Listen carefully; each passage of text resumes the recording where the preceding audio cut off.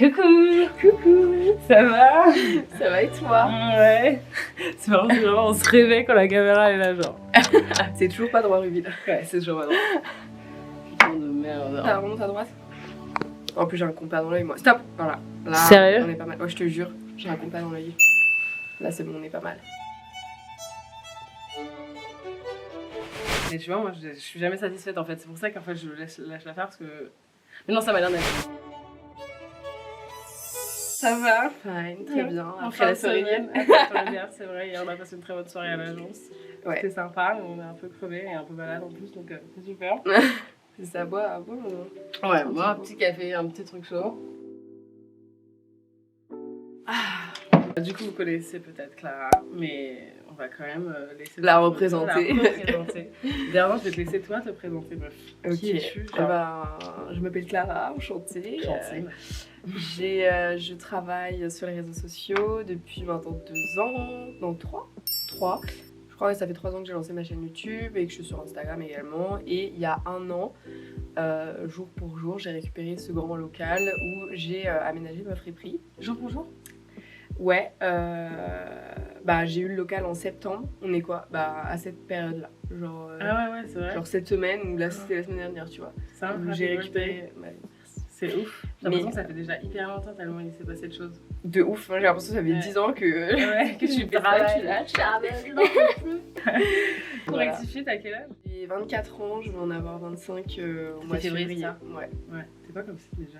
Verseau. Ah, t'es Verseau. Et ascendant Scorpion. Attention le On va parler un peu de ton background. Moi j'ai envie de connaître un peu plus d'où tu viens. Je sais que tu viens d'Annecy. Ouais, exact.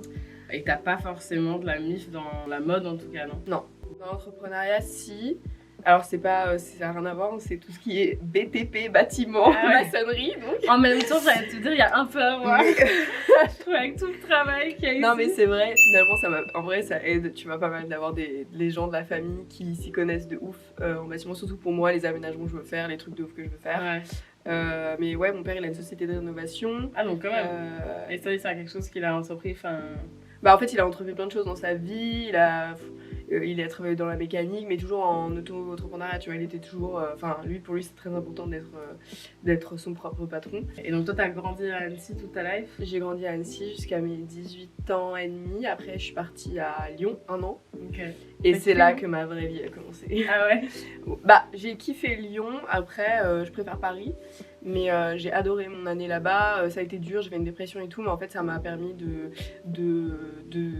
comprendre qui j'étais, de ce que je voulais, etc. J'étais loin de tout, loin de ma famille. J'ai fait un peu un break avec tout ce qui me plaisait pas. Et voilà. Ouais. Qu'est-ce que tu penses a déclenché la dépression à Lyon? Moi, c'était le fait, j'étais très frustrée en fait de pas avoir assez de temps pour moi parce que tu sais, j'avais commencé des études et j'avais fait un prêt pour ça. Ouais, tu vois, c'est quand même, je sais plus, 7 000 €. Puis après, fallait. Mais non, quand t'as stage en plus. Tu sais, t'as 18 ans, tu galères, tu travailles à McDo pour te payer ton permis, machin. Là, faut que tu fasses un prêt étudiant, tu vois, plus de 10 000 balles parce qu'il faut emménager. Il faut aussi voir que l'année, tu vas avoir besoin de sous, même si je travaillais, du coup, j'ai dû trouver un taf à côté. Ouais. Et en fait, c'est ça, le fait de faire des 72 heures par semaine, mais qui me plaisait pas. Tu vois, là, moi, je fais 72 heures par semaine, mais genre, je suis trop contente de ce que je fais, tu vois. Genre, on va en revenir à ça. C'est important. Je fais 72 heures par semaine. Ouais, c'est trop, c'est calme. J'étais pas heureuse, je me disais, mais pourquoi je fais tout ça? Je charbonne comme une malade, il se passe rien, j'ai l'impression de pas avancer en cours aussi, parce que j'étais avec des gens... tu vois, ils étaient là, ils avaient payé, mes parents avaient payé l'année, ils étaient là en touriste un peu, tu vois, alors que moi c'était un vrai truc, genre j'étais à fond et du coup on faisait rien de vraiment concret ou stimulant, tu vois, c'était plus au début on travaillait la technique et moi je suis vachement dans l'artistique, mais moi c'est important, tu vois, ça, c'est la base de tout, tu vois, et après la technique du travail, machin, mais eux c'était l'inverse et du coup ça me plaisait pas parce qu'on me disait tout le temps genre calme-toi, tu pars un peu trop dans tous les sens et tout, genre tu verras ça l'année prochaine, mais j'ai pas le temps de voir ça l'année prochaine. Je peux pas me calmer, je suis comme ça, tu vois. Et donc ça, c'est marrant ce truc qu'on a d'impatience quand on est jeune, parce que je pense que c'est quelque chose qu'après, là on apprend à être plus patient quand t'as tes boîtes et tout, tu vois, petit à petit, même si moi je reste très impatiente, mais je trouve que ça, même si ça a quand même un défaut, ça te ça te pousse quand même à aller faire des choix. Du coup, c'est une bonne chose. En un an, tu vois, tu te dis, c'est quand même pas énorme. Tu vois, en un an, tu te dis, ok, bah en fait, ça me suffit pas, c'est pas ce que je veux, faut que ça change. Et du coup, t'as bougé à Paname. Après, ouais, j'ai dit, genre, j'arrête mes études. Du coup, j'étais très très stressée à l'idée de l'annoncer à ma famille. Les études, c'était vraiment pour ta famille, tu dirais ou... Bah, en tout cas, j'ai passé le bac clairement pour mes darons, parce que pour eux, il fallait que j'ai le bac. Mon père, lui, il a pas le bac, il a pas tout ça, tu vois. Ah ouais. Et tout c'était important pour lui que... Ouais, pour lui, c'était un peu en mode, bah, je l'ai pas fait, j'aimerais bien que mes enfants le fassent. Il me disait tout le temps, genre, si j'avais fait des études, j'aurais le double de ce que j'ai là, enfin, j'aurais moins galéré, etc., etc.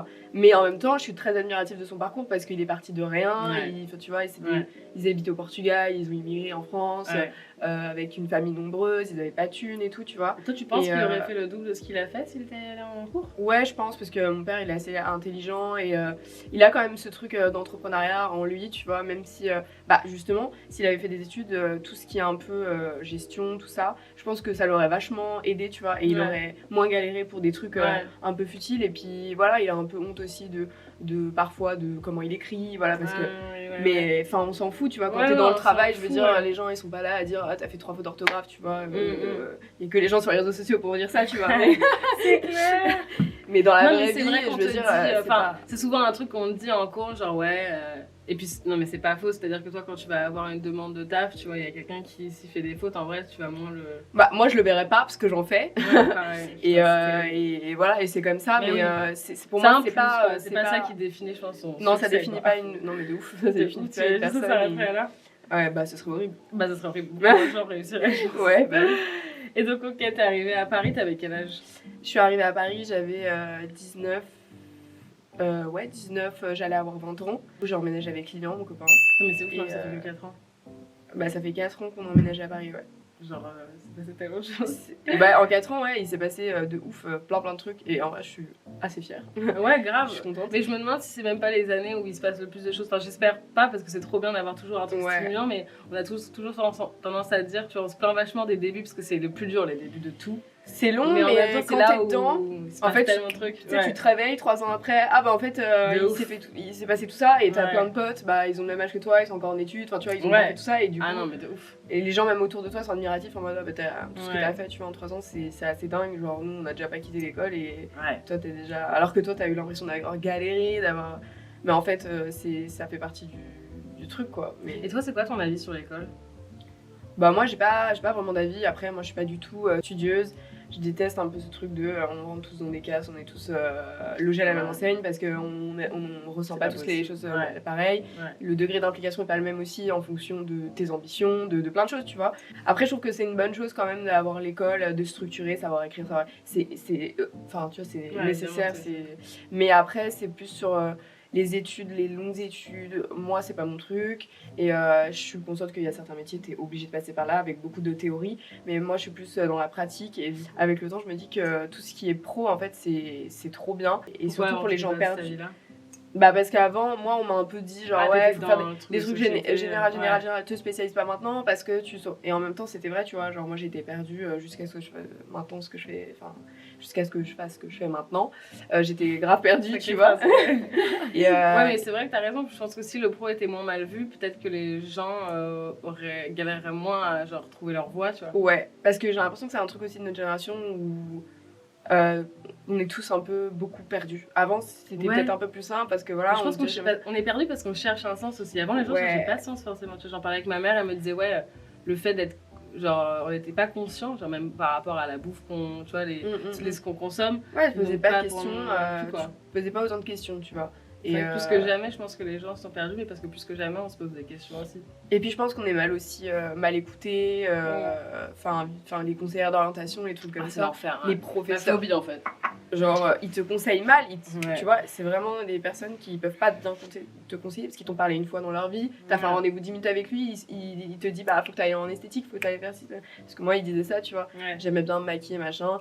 Et moi, j'étais en mode non, je veux passer un bac général parce que je sais pas et je veux pas me spécialiser trop tôt pour être bloquée après. Parce que tu sais, quand tu fais pas. Mais le problème, c'est même pas le bac pro, le problème, c'est d'être bloquée après. Parce que j'en parlais avec Zoé qui, elle, me disait, tu vois, Zoé HTQ sur Insta qui est trop sympa. qui elle avait fait des cours de couture depuis qu'elle a 15 ans, elle gérait trop la couture, et le jour où elle a voulu, elle gère de ouf, genre incroyable, et le jour où elle a voulu après le bac aller dans un truc de mode, on leur a dit fais une mana, alors qu'il y a des gars qui arrivaient de S, qui n'avaient jamais touché à une machine à coudre et qui ne pouvaient pas directement aller. Donc je pense que le problème c'est même pas le pro, le problème c'est comment t'es bloqué après par rapport à tes études. On bloque par rapport à ce que t'as fait avant, par rapport à, enfin tu vois, ton niveau d'études, alors que tout ça, ça veut rien dire, tu vois. C'est juste quand tu fais des études, les personnes qui réussissent entre guillemets, c'est les personnes les plus motivées et c'est pas forcément les personnes qui ont eu le bon parcours et qui ont fait tu vois, les bonnes choses, machin, ça a rien à voir. C'est vrai que je trouve ça dommage de privilégier ce côté-là et de bloquer aussi quand tu passes en pro. Bah après, tu peux pas revenir en général. Ouais.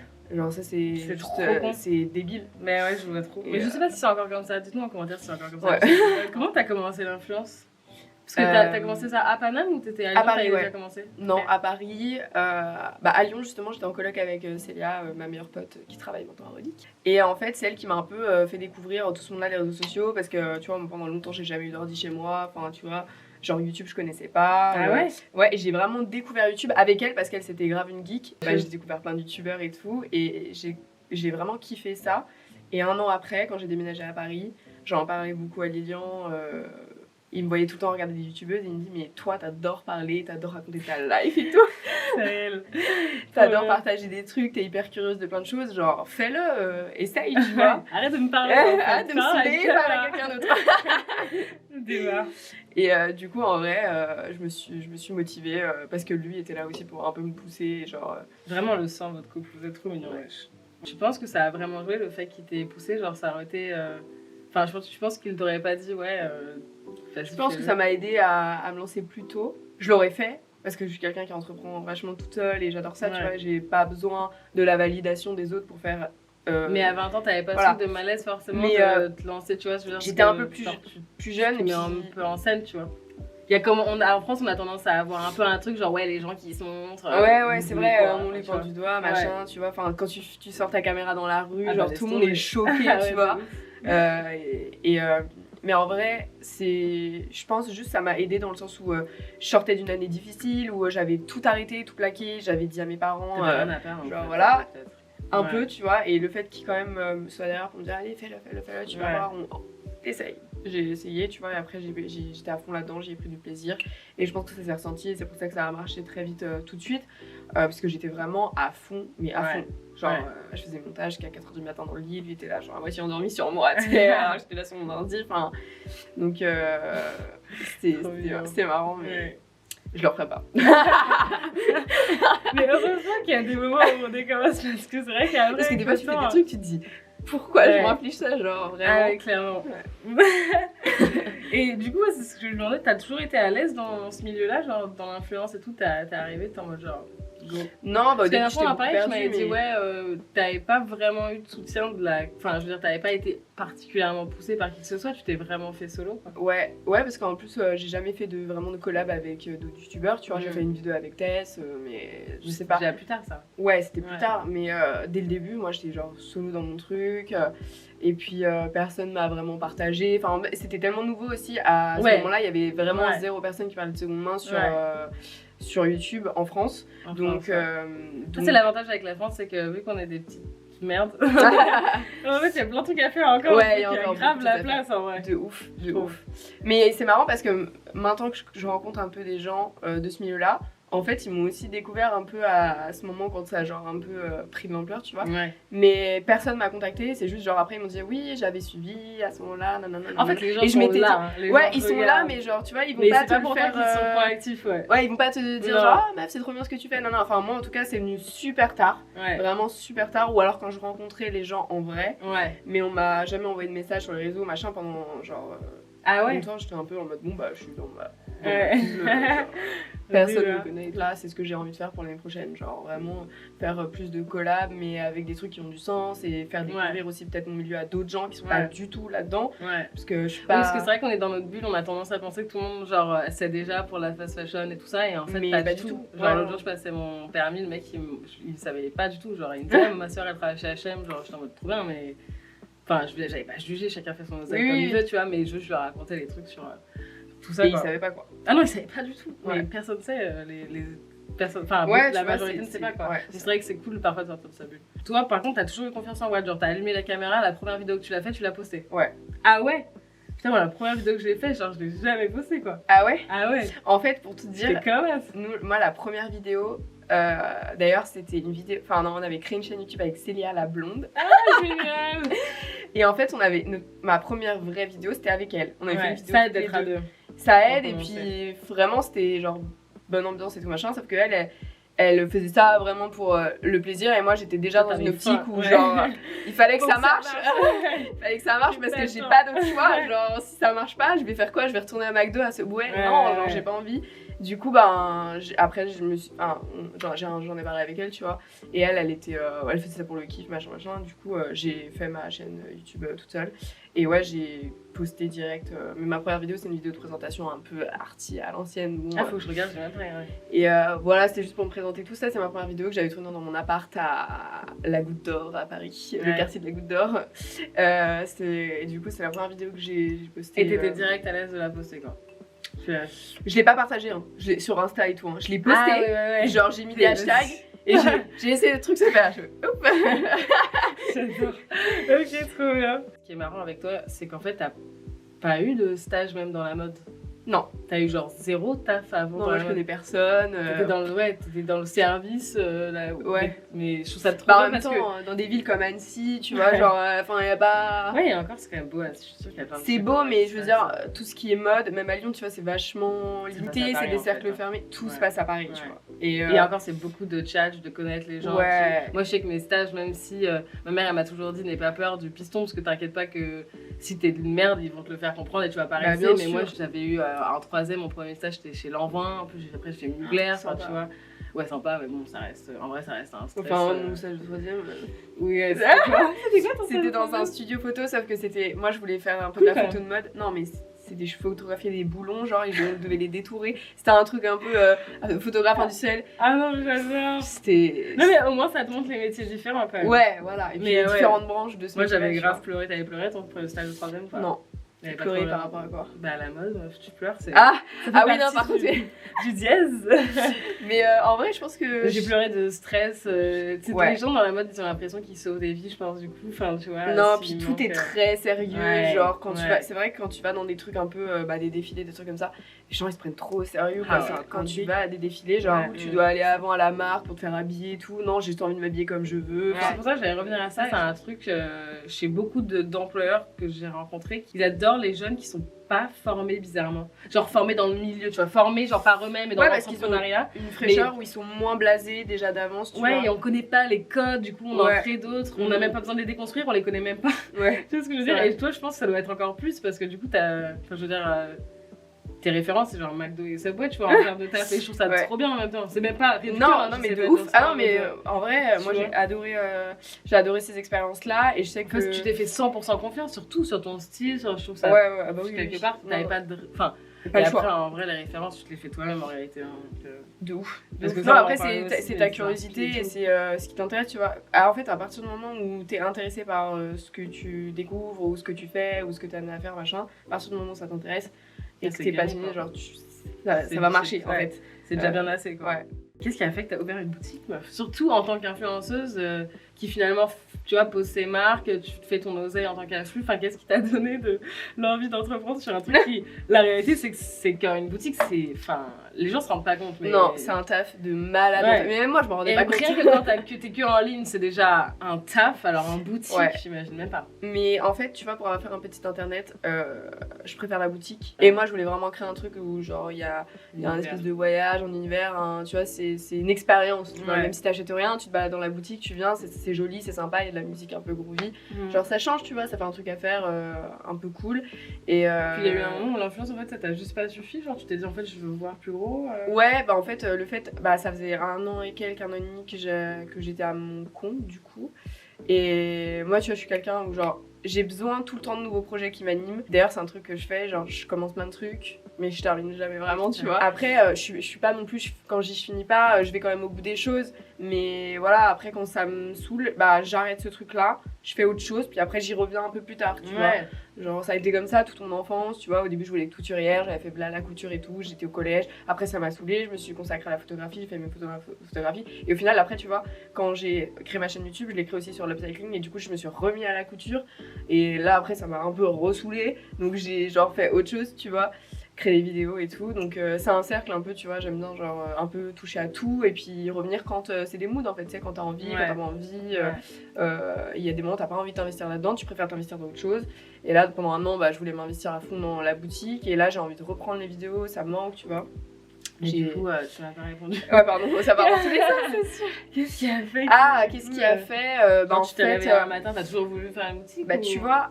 Ah non, non, pas du tout. C'est à force d'aller dans des villes et de voir des boutiques différentes et de rencontrer plein de gens du milieu. Je trouvais que c'était cool et qu'en général, tu vois, bah, tout ce qui est fripe, l'ambiance c'est sympa, tu vois. Il y a un truc un peu cool. C'est une passion commune. Genre, tu vas parler des vêtements. Genre, quand je rencontre des gens qui chinent des meubles et tout, genre, on parle ensemble. On est deux tarés, tu vois. Genre, on va parler de trucs qu'on a dénichés, de machin. On est comme des fous.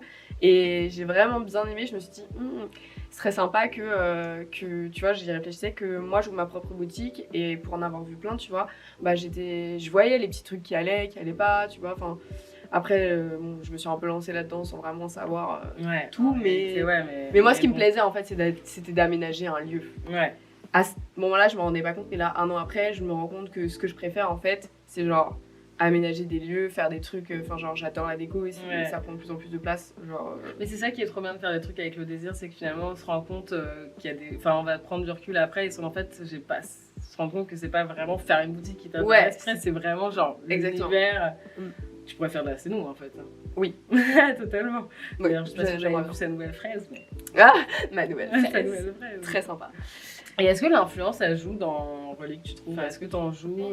Bah au début oui, parce que c'est grâce à mes réseaux sociaux que j'ai pu faire grimper le truc et le faire connaître, tu vois, le projet, et puis aussi ma série de vidéos où genre je montre un peu l'envers du décor et de tout ce qu'il faut faire pour aménager une boutique. Ça a beaucoup plu. C'est des vidéos qui m'ont fait connaître justement des gens du milieu, du YouTube et tout, qui me connaissaient pas avant, et ils trouvaient ça cool que quelqu'un de YouTube créer un truc physique et pas juste une marque que tu commercialises sur internet, tu vois, un vrai truc où tu vas et tu te rends sur place, surtout dans Paris et tout, donc c'est trop bien donc, ouais c'était sympa et je pense que forcément mes réseaux sociaux ça m'a aidé à lancer ce projet et à le faire connaître. Sans ça, en plus vu l'année qu'on a vécu avec le Covid, ça a quand même pas été facile. Je pense que si j'avais pas eu les réseaux sociaux, bah, j'aurais fermé la boutique déjà depuis un moment, tu vois. C'est horrible, mais c'est comme ça. Et après, maintenant, j'essaye vraiment de dissocier et je veux que Relique se fasse sa propre image, sa propre identité, que ce soit plus forcément rattaché à moi. Parce que maintenant, on est plein à travailler dans Relique, et Relique, c'est pas que moi, c'est aussi tous ceux qui travaillent derrière et qui ont des idées, parce que toutes les idées ne viennent pas forcément de moi, même si moi je gère l'ensemble du truc, les décos, et que j'ai le dernier mot sur tout. Je veux dire, il y a plein de choses où genre c'est eux qui m'ont dit, qui m'ont inspiré, et ça, tu vois, c'est genre un partage. Et... Ouais, en vrai, t'es archi pas toute seule, là, enfin, je vois tout le temps les gens, au début t'avais que des mecs. Ouais. Il y a plus de meufs, c'est trop bien. Ouais. Ok, et est-ce que tu prends toujours autant de plaisir à chiner et tout, malgré le fait que ça soit genre ton taf? Ouais. Ah ouais, quand je tombe sur des trucs, genre des pépites, des trucs que genre j'ai jamais vu ou quoi, là je suis comme une folle.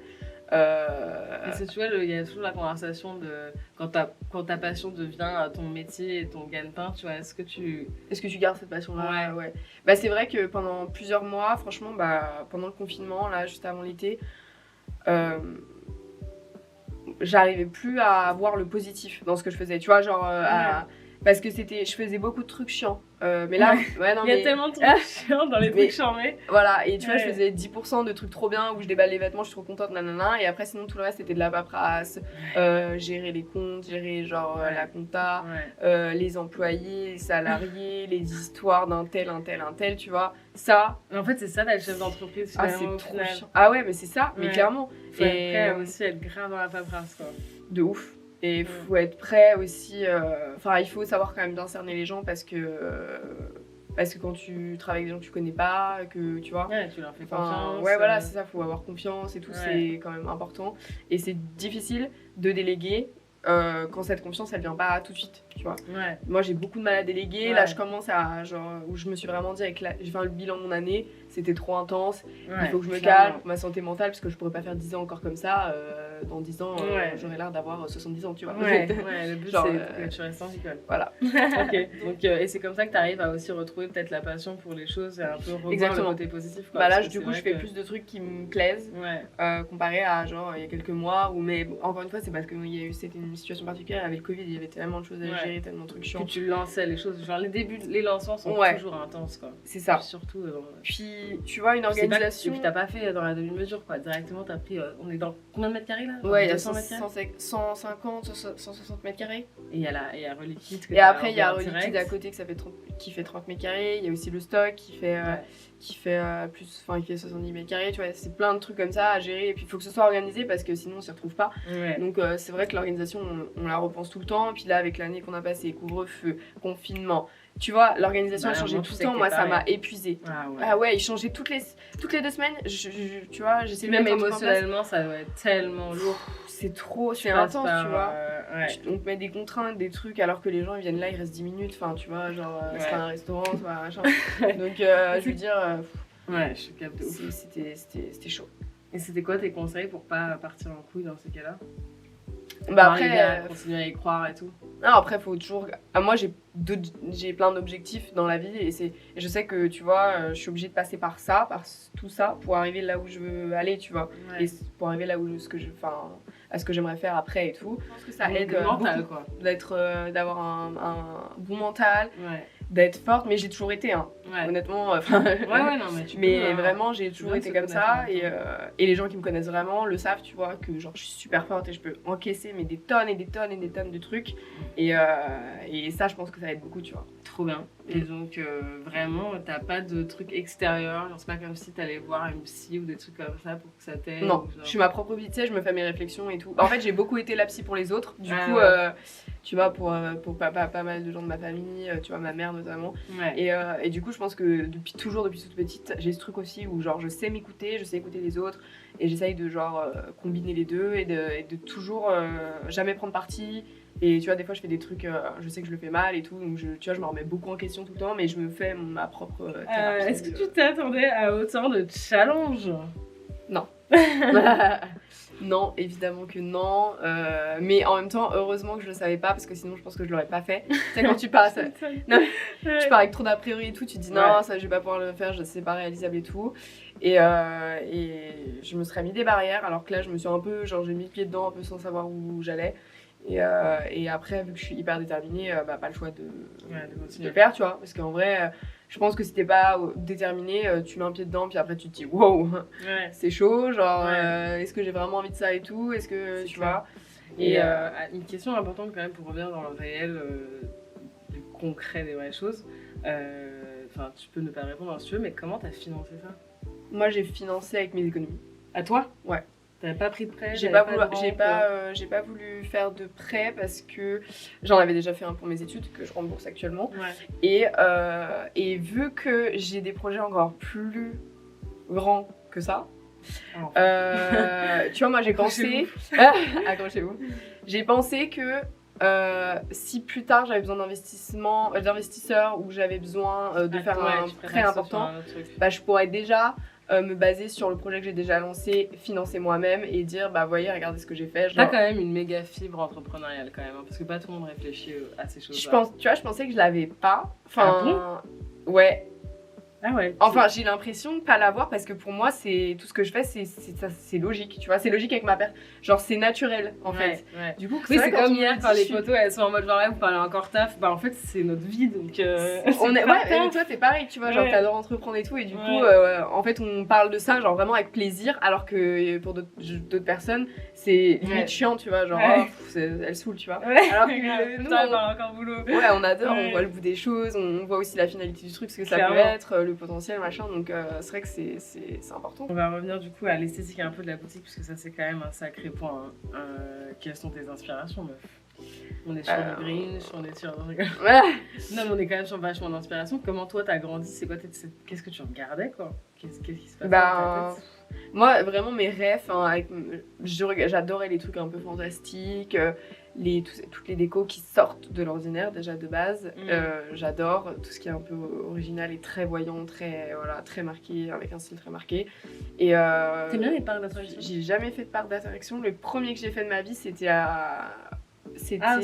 au States avec Lilian, mais j'étais jamais à la Disney et tout, et en vrai j'ai trop kiffé, genre c'est intéressant pour justement tout ce qui est scéno en vrai, parce que moi ça me stresse un peu parfois Disneyland, je sais que ça m'angoisse un peu, genre c'est un peu genre oui bah c'est mais en réalité un autre monde, genre la scéno c'est assez incroyable, le lieu est et tout, parce qu'en fait on frôle un peu le déguisement sur pas les sapes, enfin remarque si presque parfois, genre tu nous fais vraiment voyager. Et encore, on a fait vraiment avec genre peu de moyens parce que comme je t'ai dit, tu vois, j'ai tout financé avec mes économies. Donc ça a été vraiment du petit à petit. J'avais un peu de sous qui rentrait, bah je le mettais dans de la déco. Donc c'est vraiment. Mais si j'avais pensé le projet vraiment à l'avance et que j'avais eu plus de budget, j'aurais fait un truc. Tu vois, genre vraiment poussé à fond, je me serais donné les moyens. Mais après aussi, c'est pas ma boutique. Je veux dire. Oui, ah oui, non, mais. Toi, tu pensais casser des murs, faire des murs? Non, là, c'était pas possible ici, mais je sais que pour un futur local, il faut que je puisse casser des trucs, faire des cloisons, faire des machins. Il faut que ce soit genre grandiose, quoi. C'est incroyable. Ok. Et donc, c'était quoi tes inspi de base? Mes inspi, c'est photos. Bah en fait, je regarde beaucoup de photos d'archives, d'hôtels, de trucs comme ça m'inspire énormément. J'adore les années 70, j'adore tout ce qui est futuriste, qui à l'époque était futuriste pour eux, des années 70, maintenant c'est un peu genre rétro, ouais. J'adore. Et, mais j'adore. Et j'avais beaucoup je regardais, enfin après rien à voir, mais j'aimais beaucoup Tim Burton quand j'étais plus jeune. Bah, rien à voir un peu quand même, moi je trouve. Dans le style. Non mais dans le concept, genre dans la fantaisie, dans l'idée de partir de genre du réel et genre faire des trucs un peu chelous. Mais après celui où là je me suis vraiment retrouvée dans l'esthétique, c'était Wes Anderson où vraiment je trouve que tout est incroyable. Enfin tous ceux qui sont à la DA, genre ils font un travail mais incroyable. Et les filles qui arrivent. Sinon, on peut finir dans mon bureau. Ouais, on peut finir dans le bureau. Vas-y. On se retrouve dans mon bureau. Allez. On va bien. Nous sommes de retour après moult arrêts. Parce que je pensais à un truc, j'avais vu ton style à Lyon, là, t'étais un peu dark, un peu gothique, tout ça. Ouais. Comment ça s'est évolué à ça? Parce que tu vois, je me dis, ton style actuel, il va grave avec la boutique. Genre, si demain t'as envie de devenir un peu émo, comment tu fais? Oh bah je le ferais, mais je pense que je reviendrai pas là-dessus parce que je suis déjà passée par là. Et c'était un peu pour. Ouais, c'était une phase et je pense que c'était. Bah, je venais de déménager à Lyon, c'était aussi pour casser tout ce que je pouvais pas faire à Annecy parce qu'à chaque fois que tu faisais un truc qui sortait un peu de l'ordinaire à Annecy, c'était vraiment genre. Et puis. Autant j'aime bien attirer l'attention de temps en temps, tu vois, mais quand c'est tout le temps et par les mauvaises personnes, les personnes qui comprennent pas ton délire artistique ou ton truc, tu vois, ça saoule. Donc tu préfères te ranger et être un peu plus classique en pensant que ça va, comme ça on ne saoule pas. Je crois que ça a amené à ton style aujourd'hui. Ouais, bien sûr. C'était une transition. Mais quand tu t'habillais avant Lyon, alors. Genre un style banal. Enfin, non mais cool mais banal, tu vois, pas, qui sort pas vraiment de l'ordinaire, juste... Je voulais pas trop qu'on me remarque, je voulais juste genre faire mes trucs de mon côté et après partir loin de cette ville. Je te capte. Et voilà. Et t'as des films genre de méga ref que toi tu kiffes trop, qui ont inspiré ton style J'adore les séries de Ryan Murphy, American Horror Story. Je trouve qu'esthétiquement les plans et tout c'est trop beau. Hollywood il a fait Ratched que je trouve incroyable pour les décors. Genre je pourrais regarder un film pourri mais avec juste des plans de ouf, ça me plairait tu vois. Mais il se passerait rien, je serais contente, juste c'est beau. C'est marrant quand même, on a vraiment c'est pas tout le monde ça, mais qui vraiment se suffit de la beauté, genre juste c'est beau, c'est cool, genre ça me plaît de regarder. Ouais, tu sais, même des fois je me balade, je suis là genre, waouh, c'est beau. Ouais, d'ailleurs, c'est quoi tes endroits préférés à Paname? Bah à Paris j'aime beaucoup le Marais parce que quand j'ai déménagé à Paris je travaillais là-bas, j'étais vendeuse dans le quartier Place des Vosges.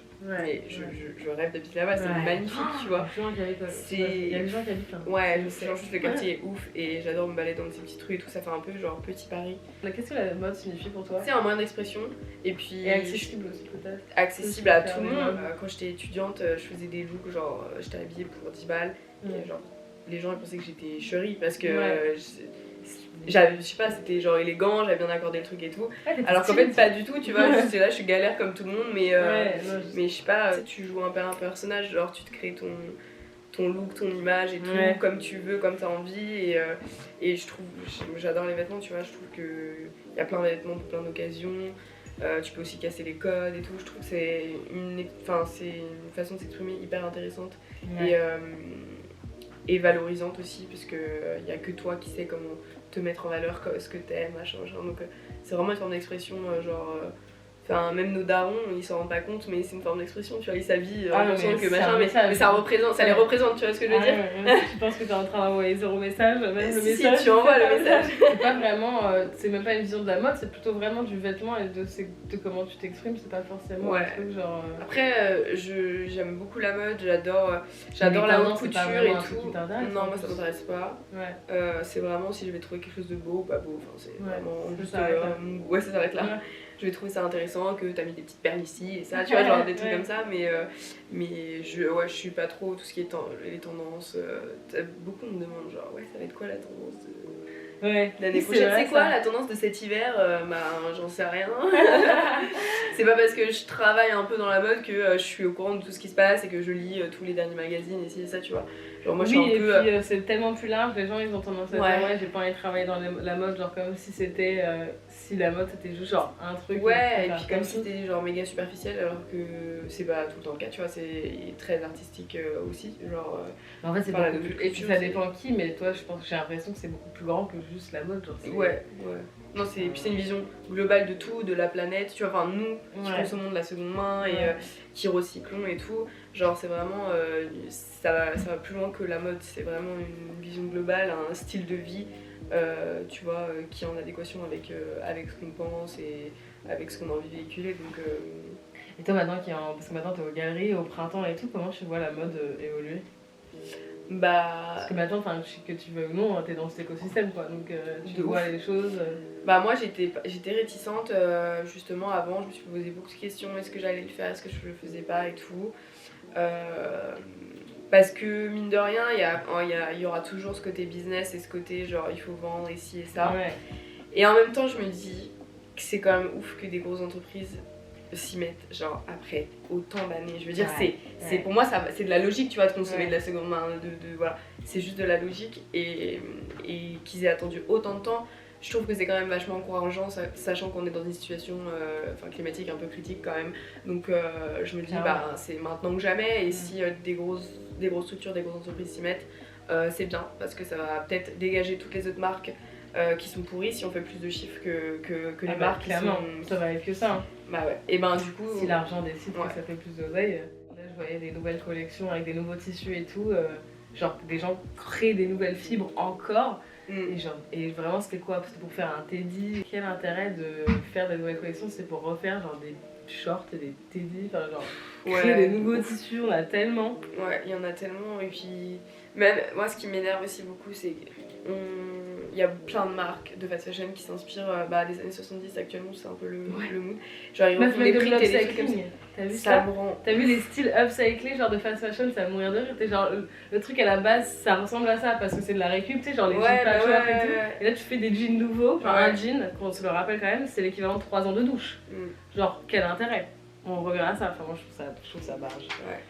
Et surtout des trucs qui existent déjà et les gens achètent alors qu'en friperie il y a déjà ça, tu vois. C'est aussi à ceux qui sont conscients de ça d'éveiller les consciences des autres, tu vois. Parce que s'il y a personne qui te le dit, si t'as pas l'élément déclencheur, genre tu vas jamais te faire la réflexion que de te dire je vais payer plus cher un truc qui a déjà servi plutôt que de payer 2€ un truc qui a été fait à l'autre bout de la planète. Mais d'ailleurs comment tu fais tes prix? Je fais mes prix en fonction de mes frais. La pièce déjà rapporte quand je l'achète au fournisseur direct. Les frais d'envoi ou quand c'est moi qui vais chercher ou quand on m'envoie, tu vois. Après tu calcules tout ça aussi en fonction de ton loyer, la charge salariale, parce que tu en es de plus en plus. Donc je paye, tu vois, genre c'est pas rien, genre on n'est pas 2, on est genre 12. Donc maintenant. C'est énorme. Tout le monde est en contrat? Oui. C'est dingue. Ah oui. On est en freelance ou un truc comme ça quoi? Non, tout le monde est salarié. Ça c'est quelque chose d'intéressant parce que t'aurais pu grave choisir des trucs comme ça. Tu peux pas parce qu'en fait c'est du à long terme. Enfin moi j'ai envie de construire des trucs sur le long terme et en fait c'est du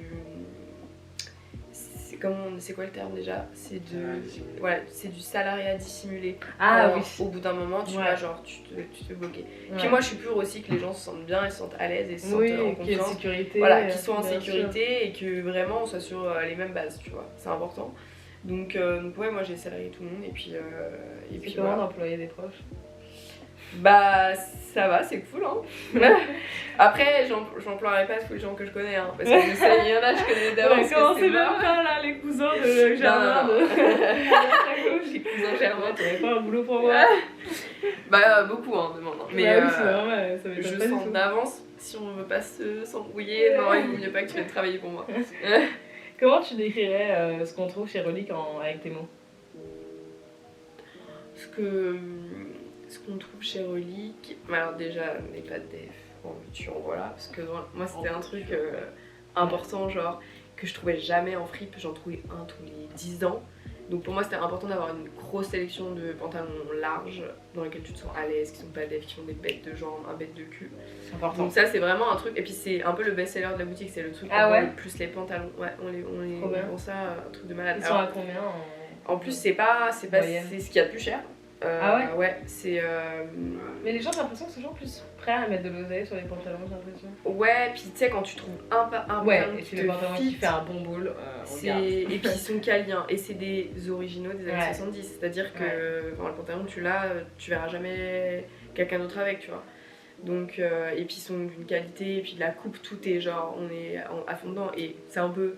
Enfin, les gens qui découvrent la seconde main, découvrent le vintage, eux ils vont juste être là, 50 balles sur un pantalon, genre c'est trop cher, je mettrais pas. Et je comprends, tu vois. Ouais. Moi quand j'ai commencé à consommer de la seconde main, pareil, hein, j'achetais que des trucs à 1€ et tout. Ouais, pareil. Et après, avec l'amour du vêtement et l'histoire et de tout, tu vois. Puis à la fin, t'achètes des pantalons qui te vont moins bien quand t'as trouvé ton pantalon. Voilà. Parce qu'il y a un truc aussi avec ces coupes 70, moi j'avais même acheté des pantalons pour hommes, même les pantalons pour hommes, c'est chiant, mais par contre, ils devaient grave serrer la bite des mecs, parce que en réalité, c'était hyper serré les pantalons moches. Je sais pas, ils étaient trop minces, j'en sais rien.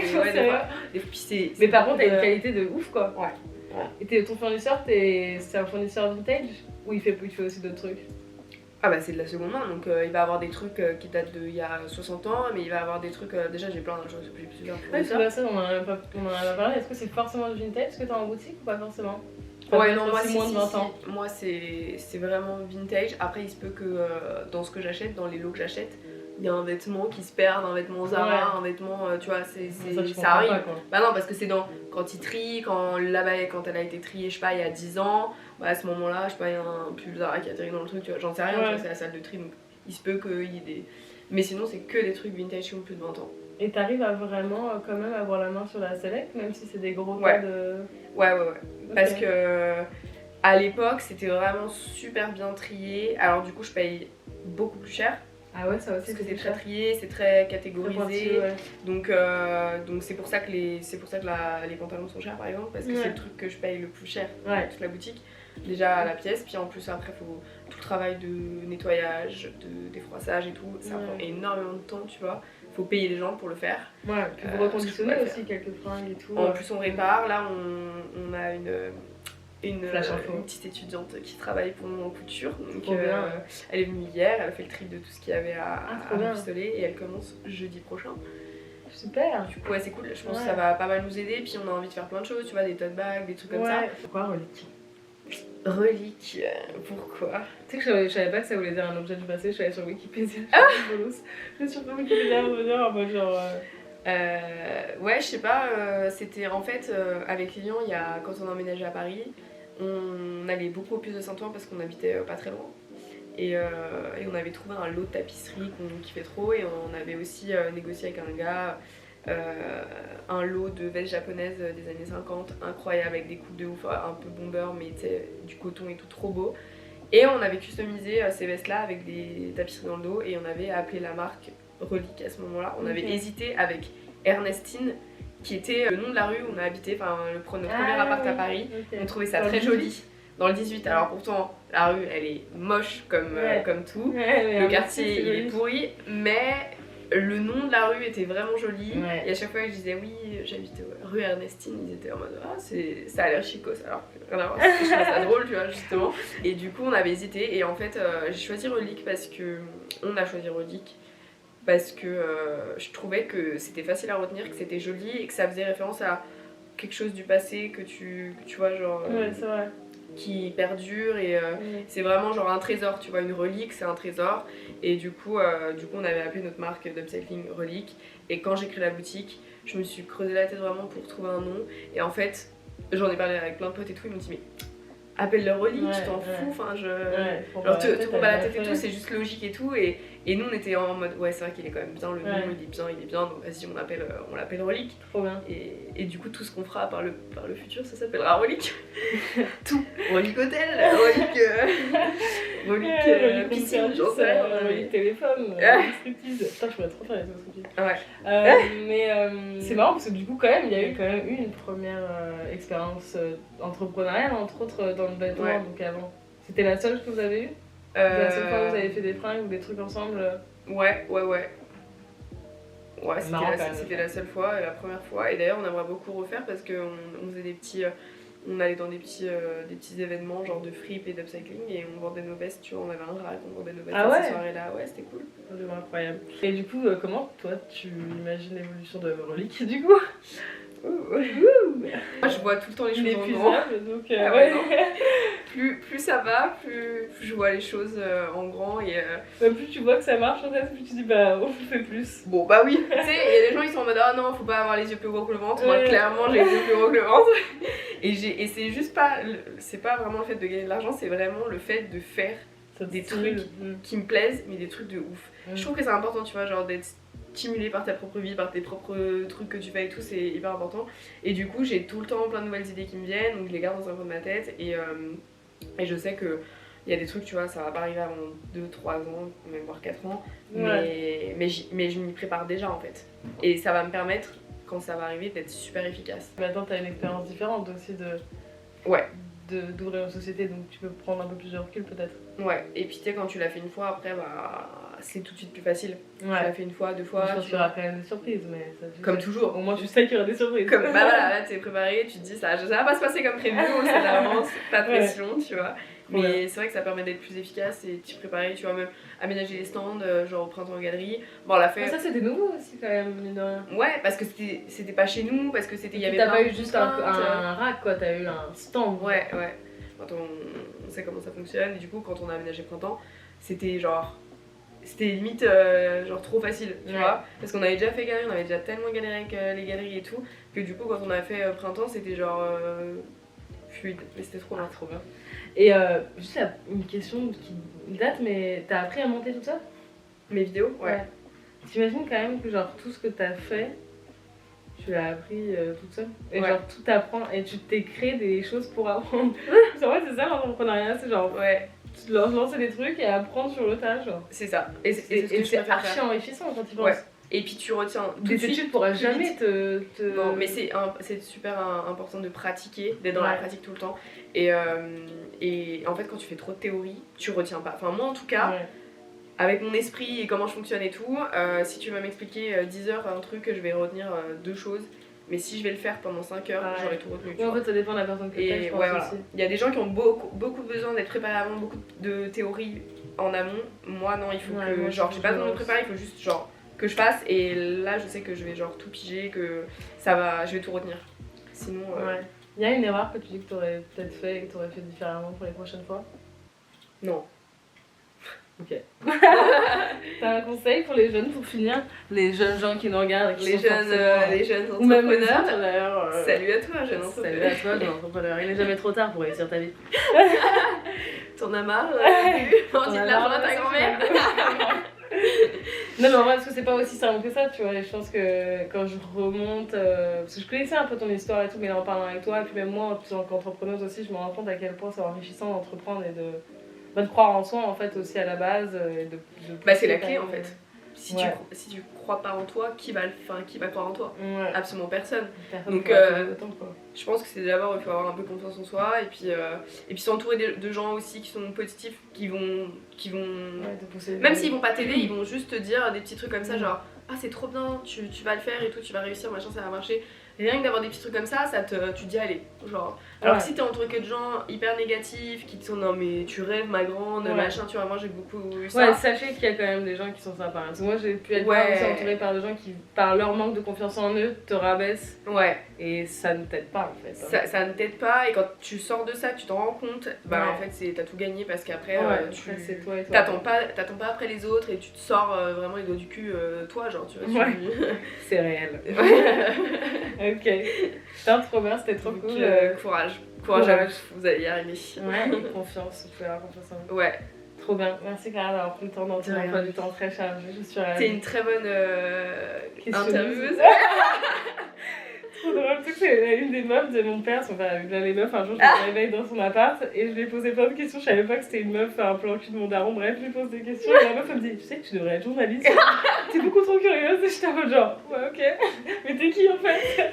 C'est vrai, t'as des bonnes questions qui sont pertinentes. Non, mais je suis intéressée, for real. I'm very interested et je sais que ça pourrait intéresser les gens aussi, donc ça fait toujours plaisir de rentrer là-dedans. Donc voilà, je voulais te remercier et je sais que dans le commentaire les gens ils vont dire ouais on n'a pas assez vu la boutique machin, je vais prendre quelques vidéos, mais moi ce qui m'intéressait parce qu'en fait en réalité il y a beaucoup de choses qu'on sait déjà sur Relique et vous connaissez déjà ça. Je rabâche tout le temps la même chose. Là oui, surtout qu'elle en parle tellement, on n'en peut plus. Non, je trouvais ça intéressant d'aller un peu plus dans le zip quoi, et de voir un peu plus qui tu es parce que t'es quand même très inspirante. Merci. Voilà, bisous, on se retrouve très bientôt pour une nouvelle vidéo et Clara retourne sur YouTube donc soyez là aussi. Waouh.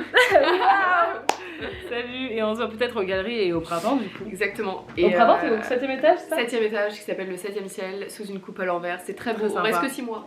Ah ouais? Ouais, c'est éphémère, mais peut-être qu'on reviendra après. Hein, mais c'est que l'espace n'est pas non plus immense, du coup il va y avoir plein d'acteurs différents de la seconde mode d'upcycling. Très intéressant. C'est très cool aussi. Très intéressant. Et les galeries, vous restez un peu plus longtemps? Galerie, c'est indéterminé. Si ça fonctionne, on reste. Si ça fonctionne pas, on dégage. Pareil pour nous d'ailleurs. D'ailleurs, on sort ce petit au très bien. Elle fait un tour aux galeries. Ouais, elle fait un tour aux galeries. Bisous. Bisous.